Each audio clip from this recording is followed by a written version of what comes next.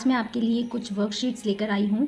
ये वर्कशीट आज की जो वर्कशीट है वो इंग्लिश टॉपिक पर है, क्योंकि आज मैं बताने वाली हूँ कि छोटे बच्चे को यानी कि जब हम नर्सरी में एडमिशन करवाने वाले होते हैं उससे पहले हमें बच्चों को कैसे ट्रेन करना है, क्या क्या बच्चों को वर्क देना है। Hello everyone, welcome back to kids grow step by step. जैसे कि पहले मैथ्स, फिर इंग्लिश, हिंदी, इवन बंगाली में भी आपके लिए एक वर्कशीट लेकर आऊँगी।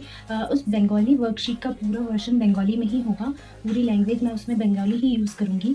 और बंगाली वर्कशीट जो बंगाली मेरे व्यूअर्स हैं उनके लिए हेल्पफुल होगी, और बाकी हिंदी, इंग्लिश, मैथ्स वर्कशीट जो है वो बाकी सभी के लिए हेल्पफुल होगी।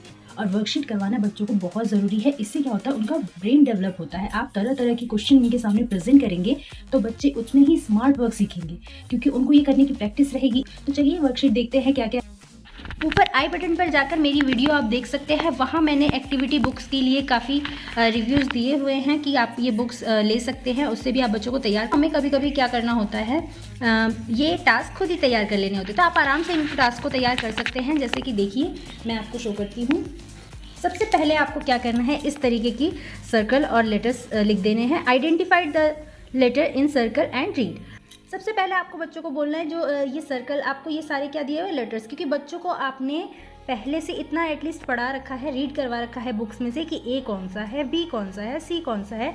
बच्चों को अब तक घर पर ही लेटर्स की पहचान हो जाती है। इसके बाद हमें ये टास्क देना होता है। तो टास्क में सबसे पहले हम बच्चों से कहेंगे कि जो सर्कल में है उसको आप पहचानो। सबसे पहले आप सर्कल पर पेंसिल रखेंगे तो वो उसको पढ़ के सुनाएगा। तो इससे क्या होगा, बच्चों को अब पता चल जाएगा कि बच्चों को कितनी पहचान हो गई है लेटर्स की। तो इस तरीके से आपको पता चल जाएगा। तो आप बच्चों को कहेंगे ये क्या है, वो बोलेगा बी है, ये एन है, ये क्योंकि इधर उधर दे रखे हैं तो उनको लेटर्स किस तरीके से तैयार हो चुका है, पहचान चुके हैं, ये आपको पता चल जाएगा। तो इस तरीके से जैसे मैंने ये एक टास्क बनाया, आप इसी तरीके से कई सारे बना सकते हैं। तो आप प्रैक्टिस करवाने के लिए और भी बनाइए। मैंने सिर्फ एक का बनाकर आपको दिखा दिया कि इस तरीके से आप बच्चों को दे सकते हैं। नेक्स्ट हम करते हैं कि ड्रॉ द लाइंस।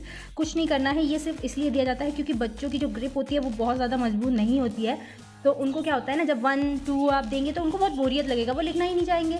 किसी हालत में बच्चों को आप राज़ी नहीं कर सकते लिखवाने के लिए। तो क्या होता है, आप अगर उनको इस तरीके की ड्राइंग्स बना कर देंगे और फिर कहेंगे कि बच्चे तुम इस पर, ये देखो ड्राइंग पर आप जो डॉट डॉट है उस पर लाइन खींचो, तो बच्चों को ना इसमें बहुत मज़ा आता है। जब बच्चे धीरे धीरे ऐसी ऐसी लाइनिंग खींचते रहते हैं ना डॉट्स के ऊपर, तो उनको अच्छी प्रैक्टिस हो जाती है डॉट्स के ऊपर लाइन खींचने की, और उनकी जो पकड़ होती है, वो ग्रिप होती है, वो मजबूत हो जाती है। ठीक है, तो इसलिए आप ये भी करवा सकते हैं। इससे बच्चों को अच्छा लगता है करना, क्योंकि वो उनको कई सारी ड्राइंग्स देखने को मिलती है। आप और भी बहुत सारी चीज़ें बना सकते हैं। आप सन बना सकते हैं, सन की जो रेज होती है उनको आप डॉट डॉट कर दीजिए, उस पर भी बच्चा पेंसिल से उसको कवर करेगा। उसके बाद आप बलून्स का भी इस तरीके से बलून्स कर सकते हैं।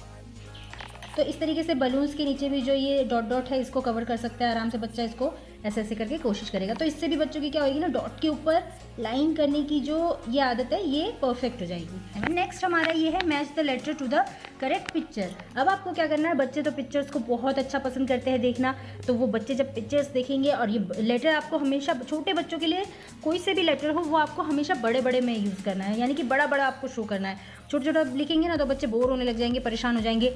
यहाँ पे अगर मैंने कोई से छोटा यूज़ भी किया है तो आपको उसको बड़ा करके ही वहाँ पे लिखवाना है। जैसे ये जो standing lines and curves lines मैंने यहाँ पे थोड़ी सी जगह में ही मैंने आपको सिर्फ समझाने की कोशिश की। आप उसको थोड़ा सा और बड़ा बड़ा कर सकते हैं, इसे थोड़ा सा ही, बहुत ज़्यादा बड़ा भी नहीं करना, फिर बच्चों को दिक्कत होती है। तो क्या होता है फिर इस पर हम आते हैं। तो करेक्ट लेटर और पिक्चर को मैच करना है। तो सबसे पहले हम यहाँ पे बच्चा तो आसानी से पहचान लेगा ये क्या है, बॉल है। आप और भी दूसरे तरीके की पिक्चर्स आप यूज़ कर सकते हैं, कोई से भी जो आपको कंफर्ट लगे, आपको बनाने में आसानी हो। या फिर आप क्या कर सकते हैं, बुक्स में से कभी कभी होता है ना जो पुरानी बुक्स हो जाती है, पढ़ चुके होते हैं बच्चे, उनमें से भी आप पिक्चर्स काट कर यहाँ पे लगा सकते हैं। अगर आपको बनाने में दिक्कत है तो फिर ये भी यूज़ कर सकते हैं आप, आपको आसानी होगी। तो क्या करेंगे आप, फिर दोबारा यहाँ पे देख सकते हैं ये क्या है, बच्चा आराम से बोल देगा ये बॉल है। अब बॉल किससे स्टार्ट होगा, बॉल बी से स्टार्ट होगा। ये आप बच्चों को खुद समझाएंगे, क्योंकि अभी बच्चे इतने नहीं समझ पाते हैं। तो क्या करेगा बच्चा, इसमें से खुद मैच करेगा। इसको मैच करवाने का ये मतलब नहीं है कि अभी से उसको बी फॉर बॉल समझ में आ जाएगा। वैसे तो हम पढ़ाते पढ़ाते उसको हो ही जाता है कि B for ball, C for cat, तो इस तरीके से भी बच्चे समझ जाते हैं। लेकिन कई बार बच्चे अगर ना समझे तो उनको ज़बरदस्ती करने की ज़रूरत नहीं, आप बता दीजिए बी फॉर बॉल। तो जब बच्चा इसे मैचिंग करेगा ऐसे करके, तब भी उसकी ग्रिप मजबूत होगी, उसको आसानी होगी कुछ चीज़ों को करने में, और वो सीख भी जाएगा साथ साथ। तो इसके बाद नेक्स्ट जैसे कैट का भी हम ऐसे ही बच्चे करते रहेंगे। सी फॉर कैट, सी कहाँ है, आप उनको बोल सकते हैं सी फॉर कैट, फिर सी कहाँ है, बच्चा खुद ढूंढेगा कि मम्मा सी यहाँ है। फिर उसके बाद वो मैच कर देगा। फिर उसके बाद M फॉर मैंगो, मैंगो कहाँ है, आप उसको बोलेंगे मैंगो कहाँ है, M कहाँ है, ये आप बोलेंगे तो फिर उसके बाद क्या होगा, वो बच्चा आपको बताएगा यहाँ पे M है, यहाँ पे मैंगो है, फिर वो धीरे धीरे आप कहें इसको यहाँ से मैच कर दो। ये भी आप कर सकते हैं। काइट का भी सेम, K फॉर काइट, ऐसे आप बच्चों को ये करवा सकते हैं। इसके बाद ये लाइनिंग आपको ज़रूर देनी है स्टार्टिंग में। ये तो आपका ऐसा पार्ट है कि बच्चों को करने में भी मज़ा आएगा, आप उसको बच्चों को थोड़ा बहुत सीखने को भी मिलेगा। लेकिन ये जो चीज़ है सबसे इम्पॉर्टेंट, मैंने अपनी एक वीडियो में बता रखा है, उस वीडियो का मैं लिंक भी आपको डिस्क्रिप्शन बॉक्स में दे दूँगी और आप उसको ज़रूर देखिएगा। बच्चों को स्टार्टिंग में कैसे लिखवाने की प्रैक्टिस करनी है, तो इसीलिए उस वीडियो में आप ज़रूर देखेंगे कि मैंने इस तरह से आपको बता रखा है कि बच्चों को कैसे लिखवाना है। तो ये चीज़ भाई बहुत इंपॉर्टेंट पार्ट है और ये आपको ज़रूर करवाना है। छोटे बच्चों को नर्सरी से पहले प्रैक्टिस ज़रूर करवानी है, इसी पर ही पूरा उनका लिखने का बेस डिपेंड है। ये मैंने अपनी एक वीडियो में दिया है, ऊपर आई बटन पर मैं इसका लिंक दे रही हूँ, आप वहाँ से आप देख सकते हैं। इसके बाद आप देखिए, इस पर बच्चों को सीधे सीधे प्रैक्टिस करनी है। या बहुत सारी मात्रा में दीजिए बच्चों को लिखने के लिए, जिससे उनको प्रैक्टिस हो, पर रोज़ एक जैसा मत दीजिएगा, बच्चे बोर होने लग जाएंगे। अभी वो थोड़ा सा टेढ़ा करेंगे, थोड़ा सा इधर उधर करेंगे, लेकिन परफेक्ट हो जाएंगे प्रैक्टिस करते करते। तो इस तरीके से जब आप ऐसे वाला देंगे तो उन्हें C की प्रैक्टिस हो जाएगी, काफ़ी कुछ D की प्रैक्टिस भी हो जाएगी। जब ऐसे करेंगे तो इस लाइनिंग से और इस लाइनिंग से D की प्रैक्टिस हो जाएगी। इस तरीके से उनको काफ़ी सारी प्रैक्टिस हो जाएगी, ऐसे उनको लिखना आ जाएगा। इन सब चीज़ों पे काफ़ी लिखने वाला पोर्शन बेस करता है, जिससे बच्चों को लिखने की प्रैक्टिस हो जाती है, बहुत अच्छे तरीके से वो लिखना सीख जाते हैं। इसके बाद देखिए, छोटे बच्चे हैं, उनको अल्फ़ाबेट की पहचान हो जाती है, स्मॉल और कैपिटल। ये सब आपको स्टार्टिंग में ही बच्चों को घर पे सिखा देना है, क्योंकि स्कूल में ये सब खिसते खिसते बहुत लंबा ले जाते हैं टाइम, तो इसलिए आपको घर पे ही प्रैक्टिस करवाना है। तो इसके बाद है match the alphabet capital to small. Capital से आपको स्मॉल पर मैच करना है। जब आप बच्चों को कहेंगे ये क्या है, वो पढ़ेगा A फॉर एप्पल, यहाँ बताओ A फॉर एप्पल कहाँ है, तो वो आसानी से स्मॉल लेटर्स पहचानता होगा तो बता देगा यहाँ है। फिर आप बच्चे से कहेंगे उसको मैच करने को, वो ऐसे मैच कर देगा। इस तरीके से सारे लेटर्स मैच हो जाएंगे।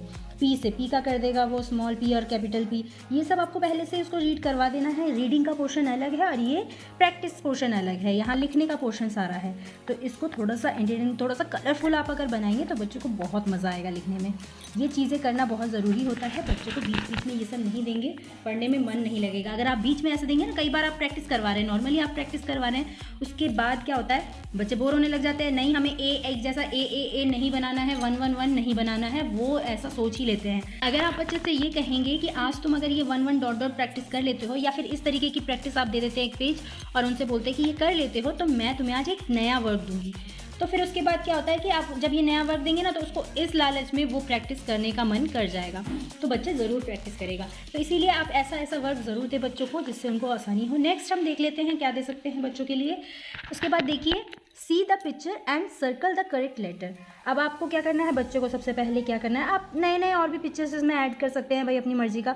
मुझसे जितना बना समझाने के लिए वो मैंने बना लिया है, ये भी आप कर सकते हैं। इसका स्क्रीनशॉट भी ले सकते हैं, अगर आपको आइडियाज़ चाहिए तो इस तरीके से स्क्रीनशॉट ले लीजिए आप। कई बार क्या होता है, यहाँ से भी आपको हेल्प मिल जाती है, ये काम भी आप दे सकते हैं बच्चों को। ये देखिए, स्क्रीनशॉट ले लीजिए। यहाँ पे आपको ऑप्शन में 3 लेटर्स देने हैं और बॉल बना दी जैसे, तो बॉल को देखते ही बच्चा क्या करेगा, किससे स्टार्ट होगा ये, B से, O से, T से, तो बच्चा बोल देगा कि B फॉर बॉल। किससे बॉल होता है, B फॉर बॉल। तो क्या करेगा, क्या करना है, इसमें सर्कल करना है, तो बच्चा इसको सर्कल कर देगा। नेक्स्ट हमारा मैंगो है। अब बताओ N फॉर मैंगो होगा, बच्चे से आप पूछ सकते हैं N फॉर मैंगो होगा, नहीं। P फॉर मैंगो होगा, P फॉर तो मैंगो नहीं होता, M फॉर मैंगो होगा। इतनी तो बच्चों को पढ़ना आ जाता है, तो बच्चा क्या करेगा, किसको सर्कल करना है, फिर M को करना है। बच्चा ये बहुत मज़ा आता है इसको करने में, वो अपने आप ही सारी चीज़ें करने लग जाएगा। नेक्स्ट हमारा है सर्कल द करेक्ट लेटर। अब आपको इस तरीके की सीरीज़ दे देनी है, ऐसे आपको सेम लिख देना है, उसमें आपको एक गलत लिख देना है। बच्चे ना पहचानेंगे, इसमें थोड़े कंफ्यूज वाला काम है, उनको कंफ्यूज नहीं करेंगे तो बच्चा कैसे कर पाएगा, थोड़ा सा स्मार्ट वर्क तभी तो होगा ना उसका। तो इसीलिए आपको क्या करना है कि ऐसे राइट वे में दे देना है। जब भी बच्चा इसको देखेगा ना, अरे ये तो मम्मा उल्टा है, तो क्या करना है, अब उसको आपको करके भी बता देना है। अगर उसको समझ में नहीं आता है तो आप उसको बोलो कि ये सीधा है, ये ए है, ये भी ए है, ये भी ए, अरे ये तो ए नहीं है, ये तो उल्टा दे रखा है, तो इसको क्या करना है, हमें सर्कल कर देना, ये तो गलत है। इस तरीके से जब बच्चा ऐसा पढ़ेगा तो वो ये पहचानने लगेगा कि ये गलत है, वो सही गलत पहचान पाएगा। तो पता चल जाएगा कि किसको किस तरीके से लिखना है, क्योंकि बच्चे बी डी इन सब में बहुत कंफ्यूज हो जाते हैं। कैपिटल लेटर्स में तो फिर भी आसान होता है, लेकिन स्मॉल करते वक्त वो बी और डी में बहुत कंफ्यूज हो जाते हैं। बच्चों को थोड़ा सा कलर मैच करवाने के लिए, ये है बच्चों का पूरी माइंड सेटअप चेंज करने के लिए, क्योंकि उनको जब लिखते लिखते परेशान हो जाते हैं तो आप इस तरीके के वर्क दे सकते हैं बच्चों को।